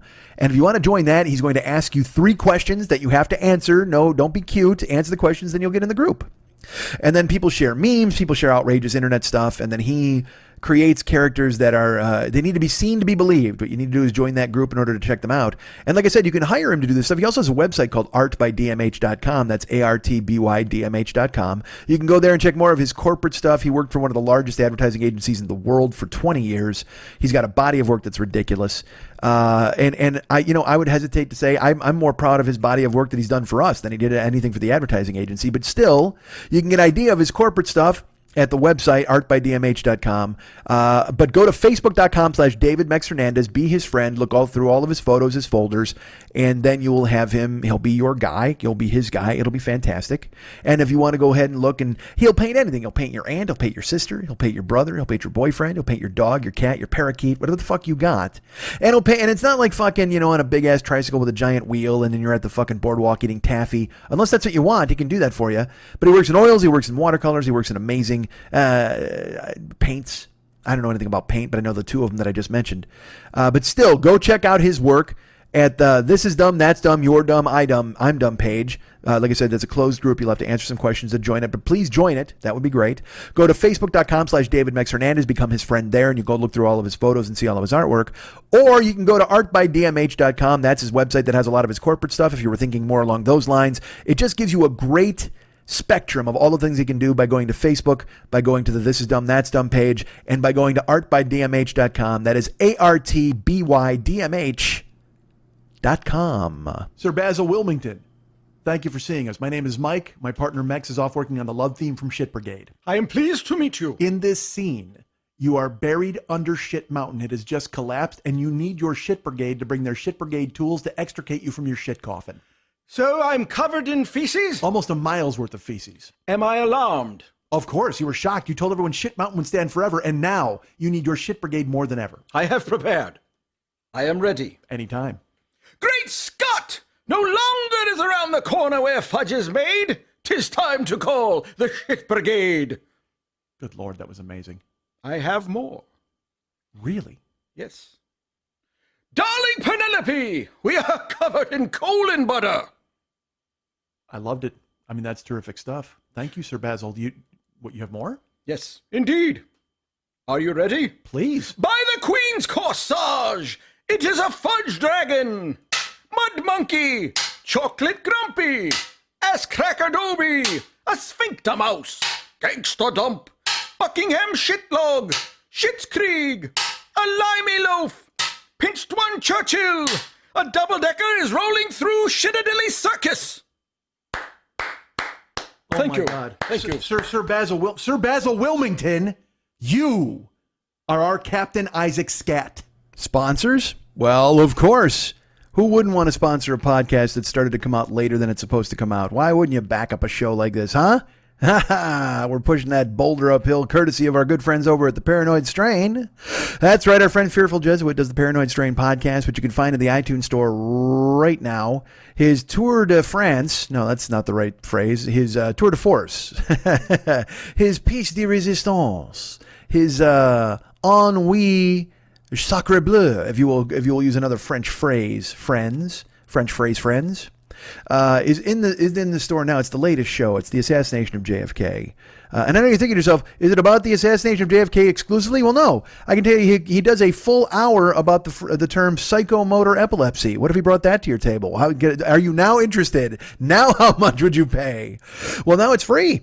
Fearful Jesuit puts out the Paranoid Strain podcast, available in the iTunes store right now. Do me a favor, go subscribe. Go subscribe and download it. If you haven't listened to any of them, listen to all of them because they're all fantastic. Listen to the most recent one. Like I said, it is a fucking sledgehammer of information and debunking and an onion that gets peeled in ways you wouldn't even think it could be peeled. It's the JFK assassination brought to you by Dana Unicorn and our good friend Fearful Jesuit as they take it apart. They have interviews. They have facts. They always, like I told you, they've made me wonder why President JFK's brain is missing. I didn't realize that it was. I mean, I learned so much from this. I didn't know that Jack Ruby died an innocent man. I didn't realize that there were the hobos and the square. All of these amazing things, folks. I don't want to give away everything. You've got to go listen. But it's the Paranoid Strain podcast, available right now. Go ahead and download the goddamn thing. Subscribe in iTunes so you get all of them. Like I said, they're all fucking perfect. And then you can leave a review in the iTunes store talking about how much you loved the show and how affecting it was. And also, please remember to mention us so then Fearful knows that we're making a difference and we're getting people to go ahead and tune into his show. That would be great if you would do that. Thank you for thinking of us and thinking of him and letting him know that sponsoring the show still makes sense. You can write him. You can find our friend Fearful Jesuit. theparanoidstrain@gmail.com. theparanoidstrain@gmail.com. Write him a note. And get him on board and say and tell him that you love the show and you love the fact that he's advertising with us. Tell him that you think he's great, that he's good, and all of those things. Probably great more than good. But always remember to mention us so he knows it's a good idea that he's sponsoring our show. Like I said, go to the iTunes store, download all the episodes, leave a review in the iTunes store. So iTunes thinks that he's a hitter and they know about his great, fantastic, history-laden show. And also make sure you tell Fearful Jesuit, you tell iTunes that we sent you because then people go, oh, well, that's that Mike Schmidt character who hosts the 40-Year-Old Boy podcast that comes out sometime on Thursdays, usually in the morning, but not so much lately. But he'll fix that. Damn right he will. And then they'll start talking about that and they won't realize they'll stop talking about Fearful Jesuit for just a second. And then they'll come all the way back around circuitously and go, you know what? Fucking Fearful Jesuit. He puts out a show on time. That guy's the best. So they'll realize that it's a team up. It's like a Marvel team up of two guys. And we're like the Wonder Twins. We put our rings together and it's shape of a guy who does a informationally dense podcast that comes out on time. And I'll say form of a dude who lets his Thursday get away from him and doesn't put out a show when he's supposed to, and yet people for some reason still listen and are very kind to him. Boing! And then Gleek the Monkey will come along and him and Aquaman will point at us and laugh. And then we'll interview him on the show. What if we did that? What if we did a Wonder Twins show? The two of us took a shape and a form, and we talked to Gleek the Monkey and Aquaman. Now, that's a packed room. That's a morning zoo you don't want to be a part of. Me, Fearful Jesuit, Gleek the Monkey, and Aquaman? Oh, there's not enough microphones in the world to capture all of the fucking knowledge and genius that's coming out of that goddamn show. You'll laugh, you'll cry, you'll tell a friend. And then Aquaman will do that thing where he goes, and the fucking rings come out of his head, and he'll talk to a swordfish, and then the whole of the show will end. Oh, actually, you know what? Aquaman, when we do the show, it's me and Fearful Jesuit on the mic. Gleek the Monkey's doing like monkey bullshit, and then fucking Aquaman's going, and he's telling our story to the ocean. Some fucking mackerel's coming by and going, oh, that's hilarious what Fearful Jesuit just said. That was fucking great. And there's a hammerhead shark, and he's like, fucking, that Schmitty's hilarious. Why is Curly from the Three Stooges being channeled by Aquaman? I had it the first time because it's like, that's, you know, he has those rings come out of his head, and then all of a sudden a fucking crab is furious because Aquaman insulted him and his family because they're not really ocean creatures. That's how fucking Aquaman does it. If you don't live in the ocean, he's pissed at you. Anybody who can live inside and outside of the ocean, he's like, fuck you, man. You know, because you gotta live in the ocean to be part of Aquaman's crew. You gotta be submerged. That's who he is. He's like, yo, what's up, submerged motherfucker? That's who he's friends with. If you're like a penguin or some shit and you're like in the water sometimes, then you're not in the water. He's like, fuck you, man. Just pick a lane. Pick a fucking lane, says Aquaman. Oh, you're a walrus and you're like on an ice floe, and then sometimes you're in the water and then sometimes you're not. Oh, I get it. You can breathe without gills. Fuck you, man. Aquaman's furious because you know why? You're stealing his gift. You're stealing his shtick. That's his shtick. He's like, hey, check me out. I'm in the water. I'm talking to fish. Hey, check me out. I'm on the land. I'm talking to a human. I'm all things to all people and fish. I'm the fucking best. And then a fucking penguin sachets up in his goddamn tuxedo and his fucking Chilly Willy hat and a fucking scarf. And he's like, hey, check me out. I'm totally talking to people too. And he dives in the water. He's like, haha, I'm talking to sardines. And Aquaman's just like, man, fuck you, you jagoff. That's my fucking shtick. How dare you, you biter? How dare you bite my Aquaman style? You can't bite my flow. And then all of a sudden a fucking whale comes over and swallows that penguin. And he's like, ha ha, motherfucker. That's right. Blue whale attack. You didn't see it coming. Fists up high, baby. Gill Life, what's up? Gill Life forever. Aquaman just spraying fucking spray paint on rocks under the sea. Under the sea. Hey, we have a black Ariel. I know you're all thrilled about that, right? I just saw that fake controversy yesterday. This fucking world is over. It's over. People are arguing about black mermaids and flag shoes. Get the fuck out of my fucking world. I don't want to see any of it because I have to be on Twitter for my job. I got to be on social media. And I see these motherfuckers like setting fire to Nikes and mad at them and fucking mad at Ariel and black mermaids. And who the fuck cares, man? Jesus fuck.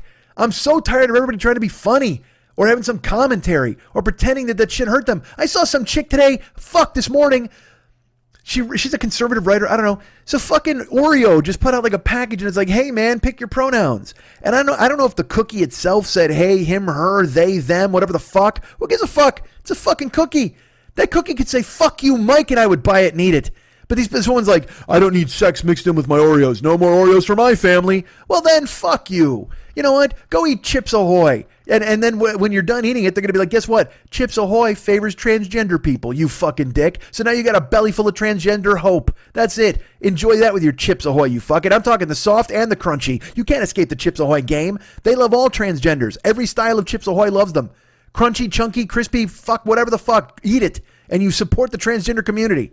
You know why? Because people are nice. Because who cares? Because transgender people like cookies too. Get off their fucking back. I don't want pronouns mixed in with my Oreos. No more Oreos for my family. Really? Did you talk to your 8-year-old about that? Mom, can I have Oreos for my lunch? No, you can't, son. Why not? Because they've decided to support pronoun people. Mom, I'm in 3rd grade. What the fuck does that mean? I have no idea. Can I have a cookie? That's what I think. You know what I like? I like Cookie Monster because he eats all cookies no matter who they vote for. Nobody gives a shit in the voting booth who Oreo is pulling the lever for. They're delicious.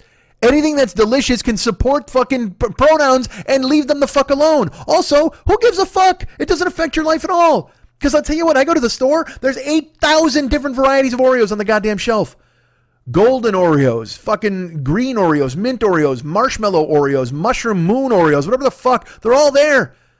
Carrot cake Oreos, birthday cake Oreos, fucking apple pie Oreos, root beer float Oreos. They're all, buy those. I can't buy root beer float. It's a gay drink. It's right there. It's got a creamy head on it. Oh, get the fuck out of here, you fucking stupid, uptight, ridiculous, judgmental cunt. How dare you fight with cookies? Do you not have a mirror in your home that you can look in and go, I'm fighting with cookies? What the fuck happened to my life? You write for the Federalist. I'm sure you have a college degree. You're fighting with cookies. Oh boy, you showed them. You landed that huge right hook on Fig Newtons and sent them down for the fucking count, you dope. Cookies are delicious. No fighting.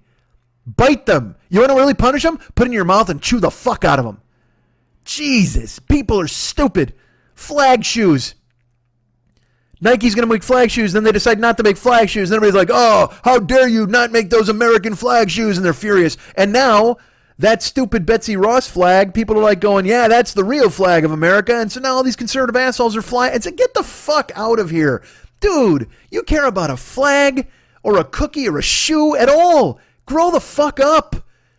Live your life. Put your kids through school. Be kind and generous to everybody you meet. Who gives a fuck? God damn it. You don't know what people are going through. You don't know what their lives are like. You don't know what their childhood was. You don't know who they are.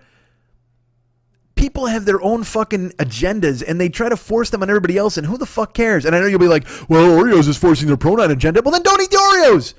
Go eat. There's 4,000 different Oreos. And who gives a fuck? It's cookies. You're fighting with cookies. You're a college graduate and you're in a fight with cookies, you fucking dope. What a fucking world.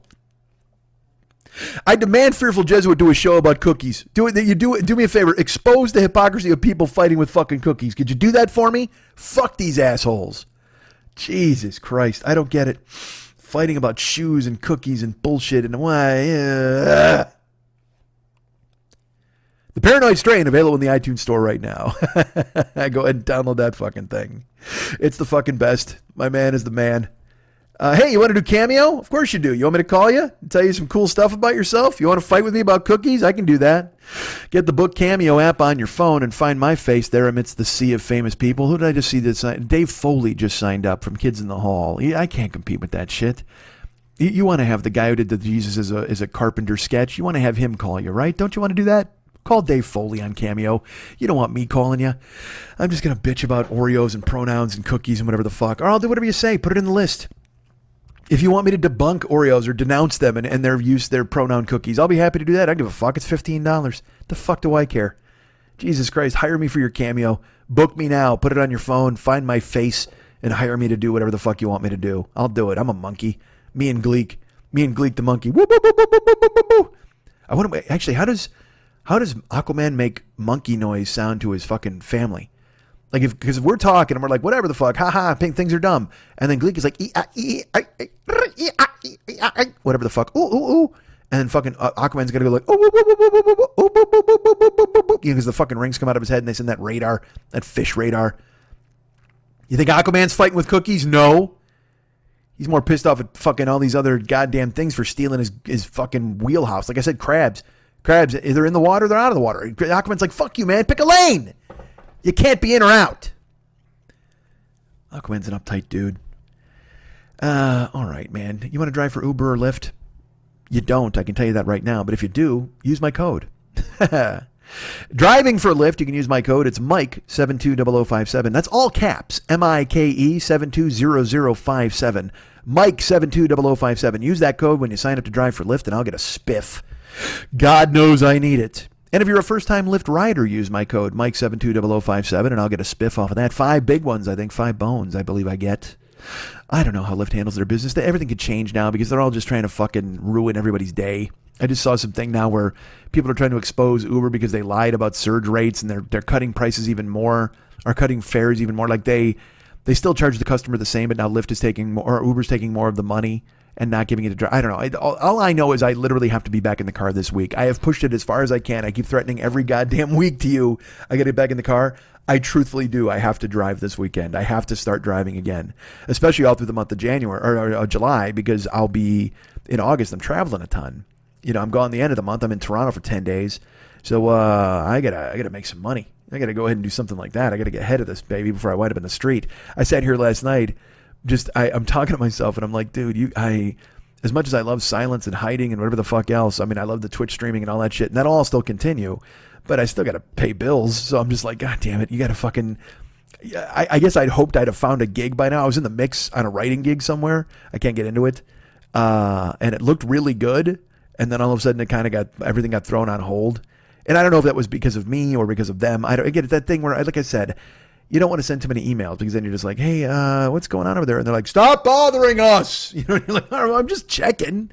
I got fucking rent to pay, motherfucker. I got to figure out if I got a gig. All right. So the point is, I'm an Uber and a Lyft driver, and so are you if you want to be. Use my Uber code DJZW1YTTUE. That's all lowercase. DJZW, the number 1, YTTUE, all lowercase letters with the number 1 in the middle. DJZW1YTTUE. That's if you want to be a driver at Uber, and that'll the code you can use. Or if you're a first-time rider for Uber, I'll get a spiff off of that. Spiffs. That's the only way to go. Get those goddamn spiffs and make those happen, right? That's what you want to do. Spiff it up. Hey, I got a YouTube channel. Did you know that? You want to talk about money? Go watch my YouTube stuff. All the podcast stuff is on there, all the older episodes, all the archives, if you will, of the podcast of the 40-Year-Old Boy live there. Along with some other things, there will be Twitch clips up there eventually. That will be fucking hilarious for you to watch. You'll love them so much. The YouTube channel is, I think it's just The 40-Year-Old Boy. Yeah, it's youtube.com/The40-Year-Old Boy. But if you Google The 40-Year-Old Boy on YouTube, you'll find it immediately. So I'm there lurking. Find my YouTube channel. Become a subscriber. That would be even better. Because then, like I said, if I'm over, I need more and more subscribers because then I can make more and more money off the advertising and hey, whatever the fuck. Even if you never watch it, go be a subscriber. Let's game the system on these motherfuckers. The same thing applies at Twitch. Did you know that I'm on Twitch? I'm streaming video games. I am, goddammit. Twitch.tv/The40-Year-Old Boy. I'm streaming video games. I was in a Spider-Man kick this week. And it's Thursday. I'm going to go to my cookout if it's going on. I checked the phone and they're just starting, I think. So it's going to be a late night with Schmitty stream tonight on Thursday. I'll go up for a couple hours. Then I'll be up tomorrow, Friday. I'll be up Saturday. I'm going to be streaming all weekend. So I stream all the time. Spider-Man, and I'm going to start a new game this week too, like a scary game. So I'm excited. I need to have a better schedule for that. I do realize that, but I'm going up late tonight if you listen to this show all the way through, which you probably won't. But either way, I'm there all the time. But here's the best thing. If you follow the channel or subscribe to the channel, you will always be notified when I go online. So you'll know when a stream starts, and if you got time, you can pop in and say hi and jump into the chat stream, and we'll all have a good time. Like I said, I'm doing Spider-Man. Because I saw the movie and it's what's stuck in my brain, so I'm going to do more Spider-Man at least for the next couple days. And then there's a scary game, and there's all sorts of different games coming up. And like I said, once I get the Raspberry Pi rolling, look at me promising things I've been promising forever. But the point is, follow the channel, subscribe to the channel, because you can do that through Amazon. If you're an Amazon person, which we'll get to in just a second, if you're an Amazon Prime subscriber, you can do a Twitch Prime subscription that costs you nothing and gets me $5. Now you got to renew that every month, but it's still $5 in my pocket that you didn't have to pay. That's right out of Bezos' pocket. That's like walking up to Bezos, hitting him on the head with a goddamn sap, reaching into his pocket and pulling out a fucking crispy Abe Lincoln and handing it to me, baby. Let's do that. Let's fuck up Bezos in the interim and hand me a crispy Abe Lincoln. Why wouldn't we do that together? So do that, please. If you're an Amazon Prime person, go ahead and do a Twitch Prime subscription to me. On the Twitch channel, the 40-Year-Old Boy Twitch channel. It's the Super Angry Guy Gene Happy Good Time Twitching Hour that's never just an hour. Please go ahead and jump in there and be a follower and a subscriber, and it would make me look like a hitter to Twitch. And we're an affiliate already. We want to be a partner. There's a lot of work that needs to be done to be a partner. And a lot of that, by the way, it's all on me. You have no heavy lifting to do. You just come in and watch games and comment and have fun. But I'm the one who has to try to fucking really promote this goddamn thing. But the point is, if you're there and you sign up and you become a friend and a follower and a subscriber, it gets the numbers up and it makes things easier. So please do that. Twitch.tv/The40-Year-Old Boy. Go ahead and subscribe. Then you'll always be knowing, ABK, always be knowing. Subscribe and follow. You'll know whenever I'm on streaming. You go ahead and come and visit us. That's great. YouTube, I mentioned, Amazon, we're talking about that. Go to MikeSchmidtComedy.com, go to the media page. No, that's a lie. Go to the merchandise page, which is the Joe Business page, and you go there, and there you'll see the Amazon link just lurking. If you click on that, then you're shopping, man. And that costs you nothing but 5 seconds of your time to find my website, go to the merchandise page, and click through the Amazon link. And then anything you buy helps the show. We get a taste of the gig. It helps us out. We get money. They get money. You get stuff. It works out in a perfect symbiotic relationship between all three of us. Because you were going to go to Amazon anyway, right? You were going to buy stuff there anyway, correct? Well, this doesn't cost you anything extra but 5-10 seconds of your time. And they wind up giving me money. I get a cut of everything that you buy. And that really helps support this show. This, that, Amazon, Twitch, those really help support the show in ways I can't express. They, I still have to drive. I'm going to have to get in the car, but it's going to cut down drastically on the driving because I can put that time into Twitch. And any money helps. I mean, really, anything that allows me to make a living talking or being a comedy person, I guess you'd say, being myself, you know what I mean? Not having to go out and drive strangers around. It really helps. So please use the Amazon link. Go to MikeSchmidtComedy.com, go to the merchandise page, click on the Amazon link, and then you're shopping and we get a taste of whatever the fuck you buy. Whether it's the biggest thing you could buy on Amazon, some $40,000 necklace, or if you buy a fucking, I don't know, a USB cord for $3. We get a taste of it. So thank you for thinking of us. Go ahead and use the Amazon link whenever you can. So like I mentioned, Amazon helps. Twitch helps when you subscribe and you follow. Well, not following. Following doesn't, I mean, it helps because I have followers, but if you subscribe, that would really help on Twitch because I'd get money. But Patreon also exists.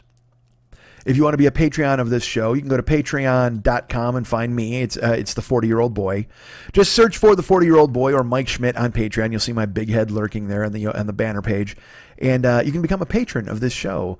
Like our good friend Walter Keegan, who has now stepped up and become a Patreon patron. I think he discovered me through Twitch, and then he discovered the podcast. And then he went and became a Patreon patron. He really helped me out by joining up this month, and I appreciate that so much, dude. Thank you, Walter Keegan of WJK Creations. That's his name in Twitch. I shouldn't probably give that away. I'm fucking ridiculous, but I just did. But he's nice enough to pop into the stream all the time and help me out there. But then he sent me a nice private email note, and you know, I'm very happy when people can find a reason to become my friend. And Walter heard the show. He learned of me through Twitch, I believe. He might have heard me through Never Not Funny, but then he found me on Twitch, and then he listened to the podcast. He sent me a long, I don't want to get too much into the email he sent. And then he listened to the podcast. He's like, fuck, I really want to listen to your podcast now, which makes me very happy. So thank you. Welcome aboard the podcast, Walter. Welcome aboard the Patreon page, Walter. And thank you for your continued support on Twitch, Walter. You've helped me out immeasurably. And also, you know who else has helped me out immeasurably? Our good friend Ann Zill. The amazing Ann Zill, who I've had the pleasure of meeting actually when I was in Cleveland. I did a show in Cleveland in 2012, and she was married at the time to our good friend Joe Evil, and the two of them came to the show. We posed for a picture together, which was totally fun, and they got to see my live show. And now Ann also supports the Twitch page. She's there all the time, which really makes me happy. And also, she has bumped up her Patreon monthly promotion. She was giving a certain amount, and she just kicked it in some more money. She actually almost doubled the damn thing. So, Ann, thank you so much for helping me out on Patreon, because I'll tell you what, I won't lie to you. I lost a lot of money last month on Patreon. For some reason, and look, a lot of money, whatever the fuck, you know, but I lost I lost about $100 worth of subscribers last month, which for me, because I figure out my whole life to the goddamn penny, it kind of kicked me in the ass a little bit. I won't lie to you, because every time I get that thing that, you know, and then there's the exit surveys, people are very nice, and they're just like, oh, my financial situation changed, or I don't, you know, some people have genuinely said, hey, I don't care for this creator anymore, and all that's fine. I totally get it. But so for Ann to step up and almost double, and then Walter to join, we're just climbing back up that hill. We're trying to get to arbitrary numbers and trying to make it work. Because like I said, I'd like to start doing live things in addition to just doing the, whatchamacallit, what was I going to say? I don't remember. I got fucking distracted. In addition to doing Twitch and podcasting, I'd love to go out and do live stuff. Whatever the fuck. We've talked about it a billion times, but the Patreon page keeps me afloat. Patreon, Twitch, and Amazon are three forks in the trident, the comedy trident that keeps me afloat. And I appreciate that very, very much. Thank you so much. So Ann Zill, thank you for stepping in. I'll tell you this, Ann Zill was the woman who recommended the show that I was supposed to do this week. That was going to be the Twitch throwback. And I was going to use her photograph, because I have a photograph of her and her ex-husband, and from Cleveland, but they're still great friends, so that's not awkward or weird, which is good. And that would have been the picture I would have used this week, but instead, I've gone a different direction, and I continue to talk and wound up putting together a podcast when I didn't think I was because of a goddamn earthquake, whatever the fuck. So, thank you, Ann, for bumping up your Patreon. Thank you, Walter, for joining Patreon. And if you want to join Patreon, you can do that at patreon.com and look for, I think it's /the40-year-old boy, or at least look for the 40-year-old boy on Patreon. You'll find me, you'll donate, and it's very important to me that people join and help me out, and I appreciate everybody who has. I appreciate everybody who's given a dime or a laugh to anything that I've ever done. I know it sounds maudlin and ridiculous, but it's totally true. I don't work nearly hard enough to pay you off for all of the support you've given me. Case in point, the show is again coming out on a Thursday fucking afternoon. But please know, I love you guys, and I'm glad you help me, and I'm glad you keep me afloat, and do the best you can to help me be the best I can. Now I just need to help myself be the best I can, and with your help, hopefully we'll get there. But thank you for supporting Twitch. Thank you for supporting Patreon. Thank you for supporting the Amazon page. All of those things really, really help and keep me afloat and keep me out of the car and keep me moving forward toward being the performer, the entertainer, and having the career that I want to have and I want to be. So thank you so much for that, for thinking of me and doing that. And now I got to go to a cookout, man. Hopefully it won't be another aftershock earthquake. And I will tell you this, I checked on the parade in DC, and they are getting fucking rained on, and it makes me laugh. Nobody stole a tank and started blowing shit up. which is too bad because unfortunately, all instead they got rained on. So it's like it was ruined anyway, but not in a cool way.